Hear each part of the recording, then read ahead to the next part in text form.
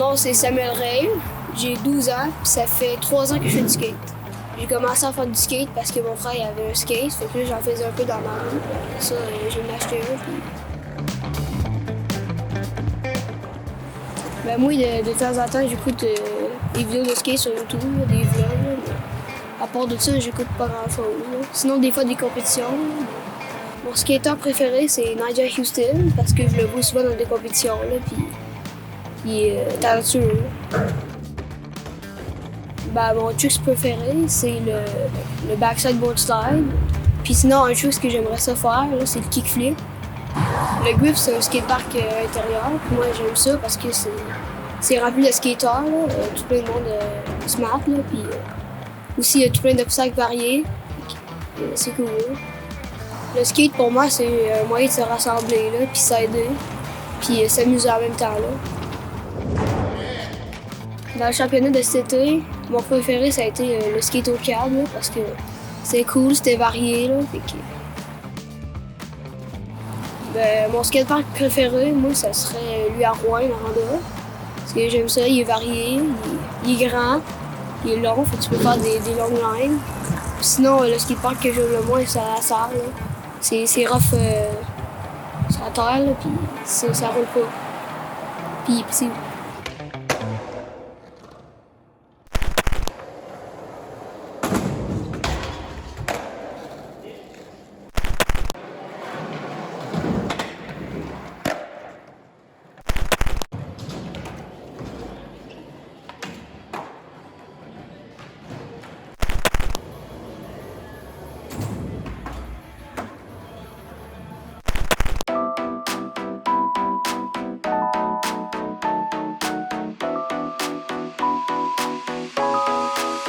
Je m'appelle Alain Bergeron, j'ai 35 ans et je collectionne les skates depuis 2010, je dirais.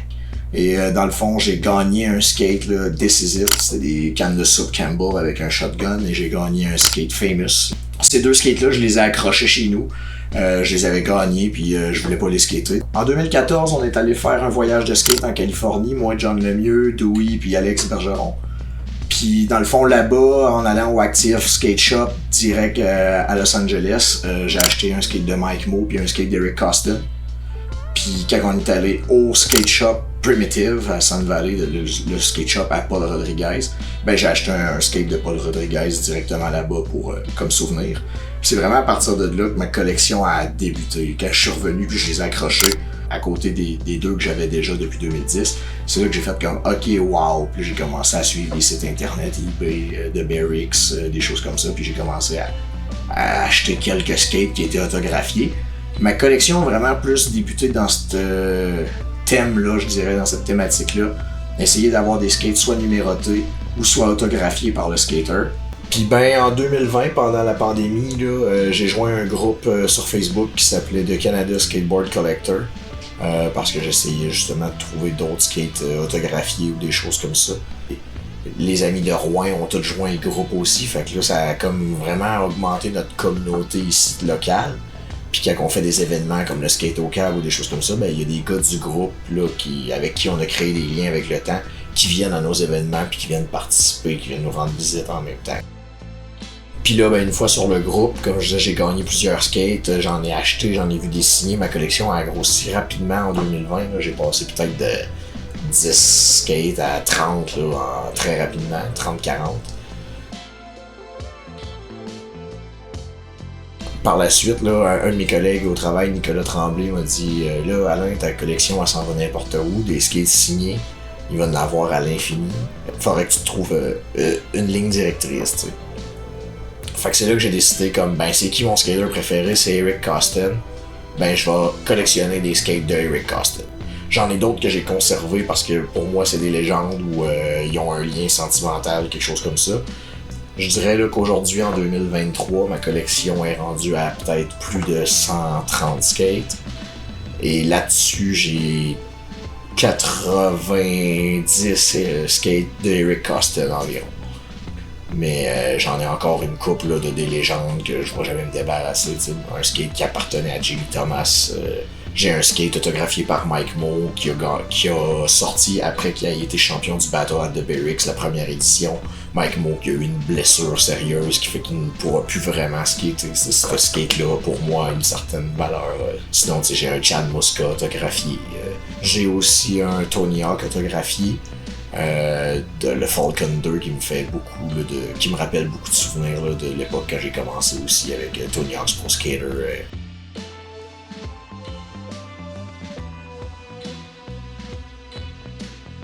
Ben c'est sûr que tu sais une collection ça a des coûts. J'ai investi là-dedans, mais tu sais c'est un investissement en effet. La plupart de mes boards prennent de la valeur, il y en a beaucoup que j'ai gagné. T'sais. J'en ai plusieurs là, que j'ai payé approximativement la même chose, là, soit environ 500$. Il y a le DGK avec tout le team de DGK et Zero qui appartenait à Jamie Thomas. J'ai celui de Eric Costin où c'est le logo de Nike, Jordan Hair, mais qui dunk le logo de Girl. J'en ai un que c'est le Bouddha avec une drôle de shape. J'ai des boards spéciales Oakley autographiés par Costin, qu'il n'y en a pas beaucoup dans le monde. Ceux-là, ils ont coûté quand même assez dispendieux. C'est les plus rares à trouver aussi. Se tenir à jour est difficile, puis vu que ça fait très longtemps qu'il est pro, il y a beaucoup de skate qui a sorti à son nom pour plusieurs compagnies différentes. Des boards des années 80, fin 90, début 2000, encore en bon état ou encore emballés, c'est difficile à trouver, ça a son prix. Puis je collectionne pas juste les skates, Eric Costin, j'ai aussi des cartes à échanger, j'ai aussi des affiches, j'ai des trucks, des souliers, des casquettes. Des magazines, que c'est lui sur la couverture, je collectionne des tech decks, j'ai des handboards, j'ai vraiment tout ce qui a rapport à Eric Costin, que je peux mettre la main dessus, des roues à son nom, des choses comme ça. Sinon, je collectionne aussi là, les DVD de skate, que j'en ai quelques centaines, et les magazines de skate aussi. Autant Thrasher que SBC ou que Transworld à l'époque, ou Concrete ou Exposé.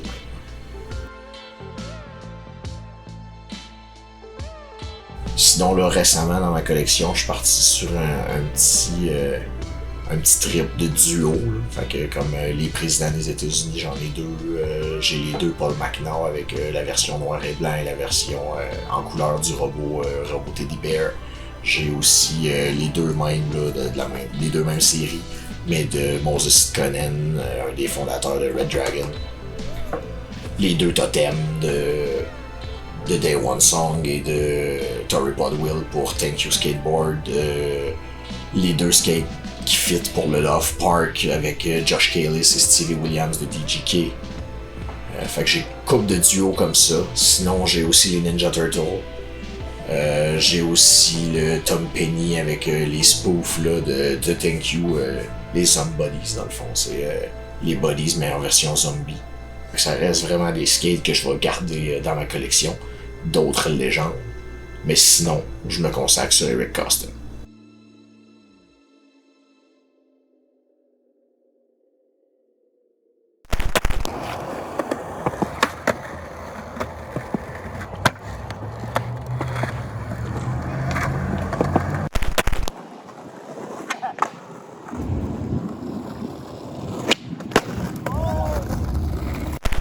Abitibi-Skate a organisé la première compétition régionale de skateboard en Abitibi-Témiscamingue. Il y avait 4 étapes en tout où les skaters pouvaient accumuler des points qui leur permettaient de participer à la grande finale.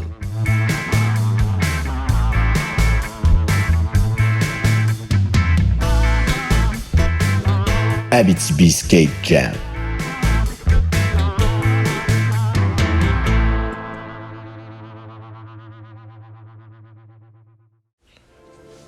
Pour la grande finale de cette compétition régionale, on s'arrête au nouveau skatepark de Cadillac le jour de l'inauguration.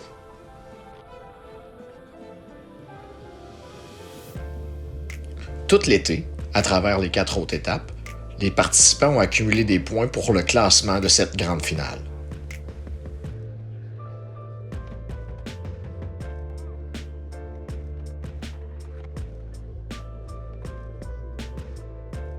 Les critères d'évaluation sont l'utilisation d'espace, la variété des manœuvres et la difficulté des manœuvres effectuées.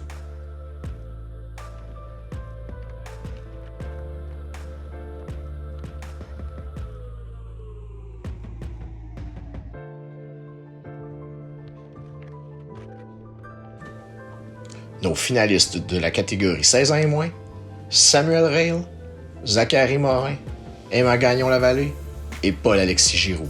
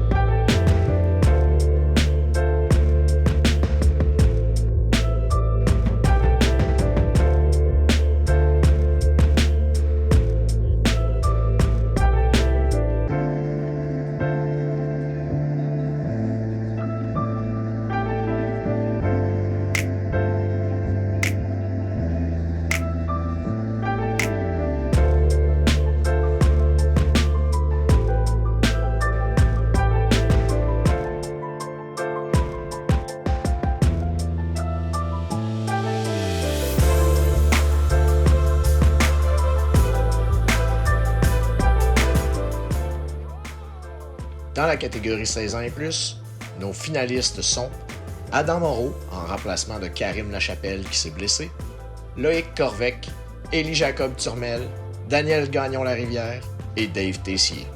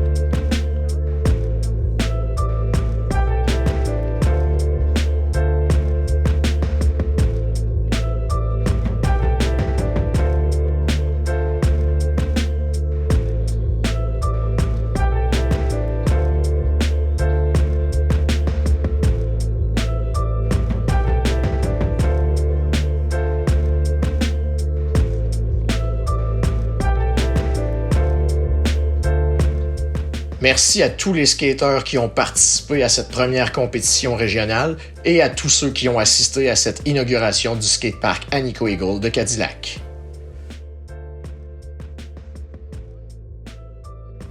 Nos gagnants de cette compétition, en 3e position dans la catégorie 16 ans et moins, Zachary Morin.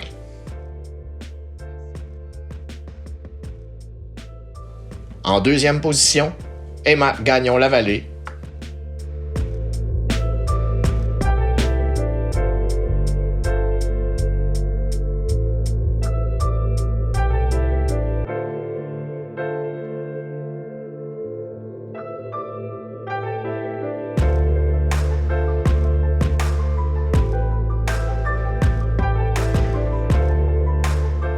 Et notre grand champion de cette première édition de la compétition régionale, Abitibi Skate Jam, Paul-Alexis Giroux.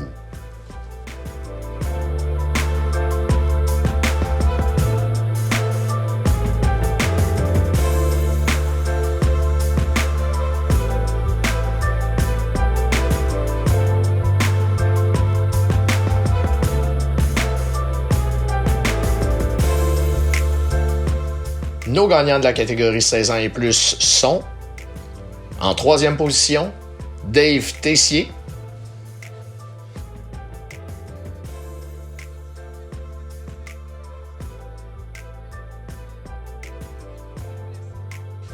En deuxième position, Loïc Corvec.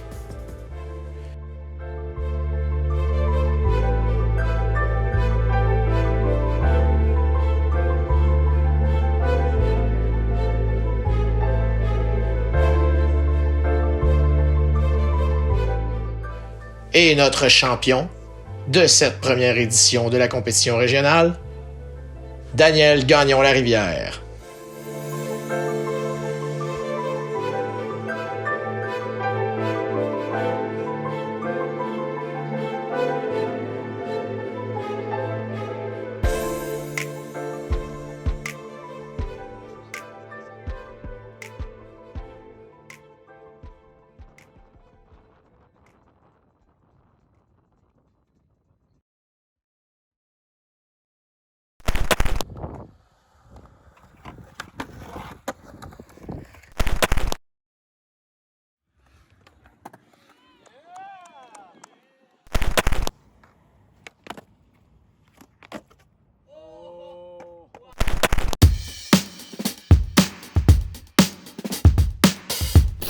Sébastien Tessier, 45 ans. J'ai commencé à faire de la skate, je vais avoir, mettons, 10 ans peut-être. Fait qu'on peut dire que ça fait à peu près 35 ans que je fais du skate. Mes voisins ont eu des Dominion. Genre 9 ans ou 10 ans, on avait des Dominion. Puis là, ils ont construit la rampe bleue à Évin en premier. Puis là, elle était super quick, elle était super tough à rider. Puis l'année d'après que j'ai commencé, ils ont construit... En fait, ils nous ont fait vendre du chocolat. On vendait du chocolat porte à porte pour financer la rampe à Évin. Puis là, il y a eu la première compétition. Ma première compétition à vie. Puis là, tous mes chums qui avaient des Dominion, ben il y avait du monde qui les avait prêté des bearings, les grands frères qui avaient prêté un autre skate puis tout. Puis moi, j'avais ma Dominion qui faisait fuck all, qui roulait pas avec les bearings, qui étaient dégueulasses. Fait que j'ai fini dernier. Puis là, j'ai fait comme, ok, là, ça me prend un board de pro. Fait que j'avais mes revues, puis je fouillais, puis c'est là que j'ai commandé mon Sun God,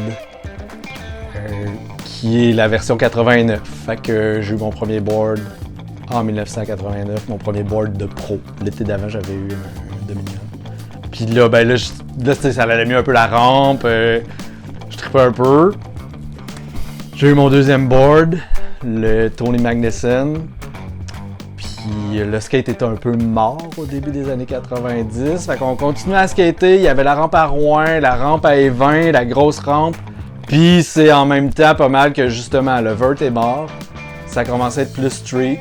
Fait qu'on allait skater un peu en ville. J'ai arrêté peut-être un an, en faire moins. Puis après ça, là, on a commencé à tomber d'un pop. Là. Les egg shape étaient encore là, mais commençaient à rapetisser, puis là, on a commencé à buffer nos skates. Fait qu'on mettait à jigsaw là-dedans, on se faisait des petits skates avec... on se faisait des 7, 25, c'était tout petit. Puis là, ben c'est à partir de ça, ça devait être alentour de 93, 94, jusqu'au début des années 2000. C'était comme mon pic. Après ça, je suis déménagé à Montréal. J'ai fait un peu de skate. Je m'attendais à en faire comme plus là-bas. C'était plus devenu comme un moyen de transport. C'est là que j'ai acheté mon Jimmy Thomas. Je l'ai acheté à Montréal. Puis ça a été mon board que j'ai ridé pendant quasiment 10 ans. Mais je faisais comme plus de skatepark. Puis c'était plus... J'allais skater un peu, mais pas beaucoup, comme jusqu'à temps que je reprenne la piqûre. Grâce à un gars que... Je me souviens plus de son nom, là. Alain Bergeron! Fait que c'est ça. Puis là, ben justement, au tournant des années 2020, j'ai comme repogné à piqûre, commencé à collectionner les skates, à aller au grip, à cause de Jérémy Bernier qui m'a montré sa collection, puis Alain Bergeron qui m'a montré le groupe qui coûte cher, le groupe Canada Skateboard Collectors. Puis j'ai vraiment comme, tu sais, ça a jamais parti dans de moi. J'ai toujours resté, je me suis toujours senti comme un skateboarder. J'ai toujours vu le monde comme un gros skatepark. Tu sais, tu marches en ville, tout le monde voit un set d'escalier, toi tu vois un drop de 6 marches. Toi tu vois un drop de 9 marches avec un rail. Toi tu vois un ledge, tu vois, tu sais, partout, tout le temps, depuis que j'ai 15 ans, tout ce que je vois, c'est une possibilité de skater partout ce que je me promène dans une ville. Ça a toujours resté en dedans de moi. J'ai toujours suivi les compétitions qui passaient à la télé, les X-Games, les SLS. Fait que tu sais, j'ai toujours resté, je pense, un skateboarder. J'ai toujours pensé comme un skateboarder, ça t'amène à voir la vie, le monde d'une façon différente. Ça t'apprend la persévérance, ça t'apprend d'avoir des échecs puis de recommencer. Fait que cette mentalité-là, depuis que je suis jeune, elle a toujours resté.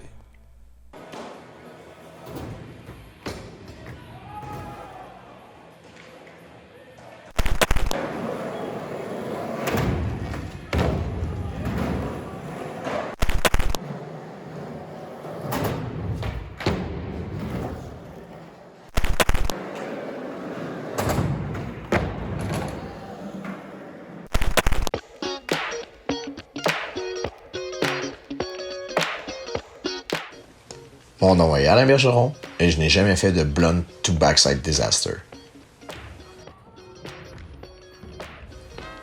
Un de mes amis, Troy McHard, arrête pas de faire ce truc dans une rampe. À chaque fois que je le vois, il fait blunt to backside disaster. Donc ce truc-là m'a un peu intrigué et je me demandais si j'étais capable de l'apprendre. Ce qui est difficile avec le blunt to backside disaster, c'est que quand on est placé sur notre roue, d'être assez stable en position blunt pour être capable de ressauter et de se replacer. C'est un mouvement très rapide où il faut profiter du momentum du premier mouvement pour être en mesure de faire le deuxième.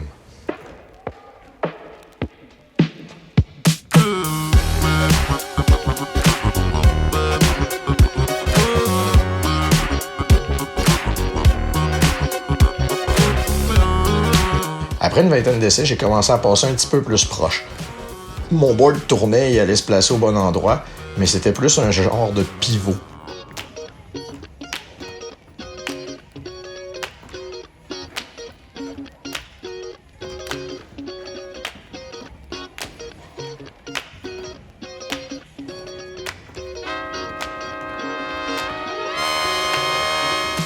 Après une trentaine d'essais, par contre, là, je commençais à être plus à l'aise sur le blunt et le pivot a commencé à plus revenir jusqu'à ce que mon truck s'accroche.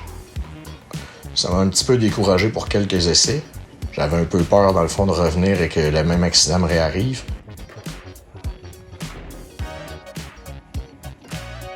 Jusqu'à ce qu'environ une dizaine d'essais plus tard, là, vers une quarantaine d'essais total, le skate commence à mieux revenir. Mais là, j'étais plus vraiment un pivot. J'étais pas satisfait de la façon dont ça tournait. Je voulais vraiment plus popper et revenir en autre position.